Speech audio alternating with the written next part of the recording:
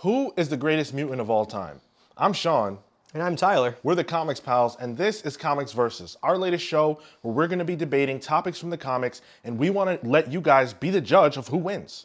So here's how it works. Each of us will get 1 minute to make our arguments, then we'll do rebuttals. And then we want to hear from you. Let us know in the comments below on who you think won the debate, and let's see who wins. It's going down. Well, I usually do.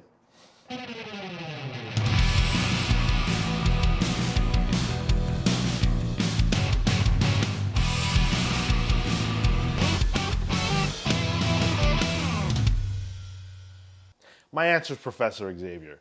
No one has done more for mutant kind than Professor X. He made a school for them to go to and be safe, giving them a home, and has brought in wayward mutants like Wolverine and redeemed them and made them productive members of society.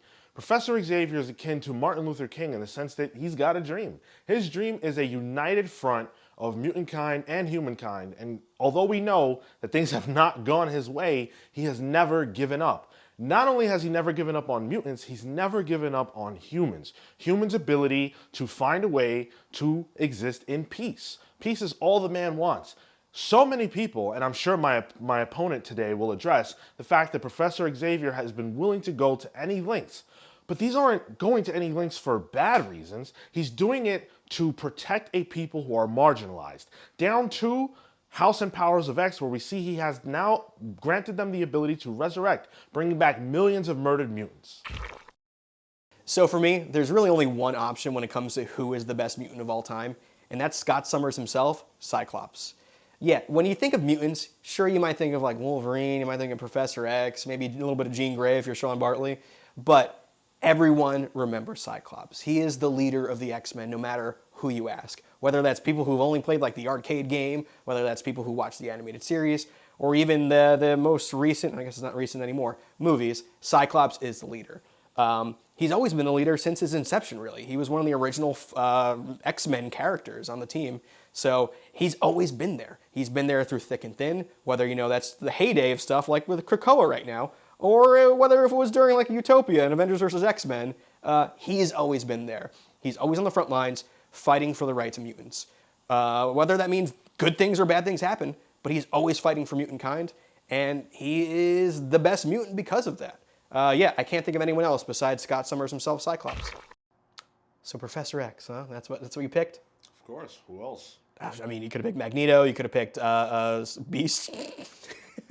Nobody would pick Beast. He's a genocidal maniac. Okay, first of all, why would you mention Magneto then? And second of all, you picked Cyclops. I'm going to explain in my rebuttal why that's a kind of a weird pick. I don't know what you're talking about. No idea what you're talking about. Oh, you guys are going to find out exactly what I'm talking about. Mr. Absentee with Professor Xavier over there. Oh boy. Do your worst. I will. I'm gonna do to your debate what Cyclops did to Professor X. He's done.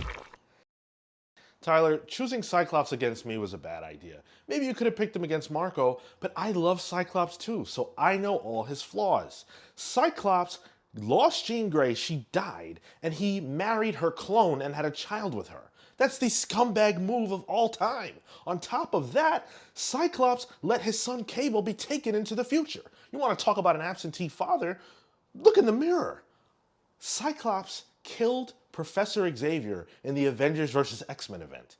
You cannot bring up Cyclops when we're talking about Professor Xavier. He's worse, way worse than Professor Xavier. Some align him with Magneto. Remember that time, Tyler? I know you do. There's no way that Cyclops is on even the Mount Rushmore of mutants if we're talking about paragons of morality, because quite frankly, Cyclops doesn't have any. He is a soldier, yes, a pawn. But the king, that's Professor Xavier.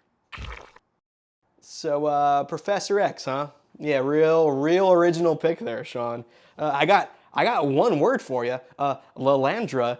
Professor X left mutant kind as soon as he saw a pretty alien space woman. I don't know. He decided, hey, all those people I've been teaching, mutants in general, Earth, nah, I'm gonna start a family in outer space. So, dude went out for X milk and never came back, really.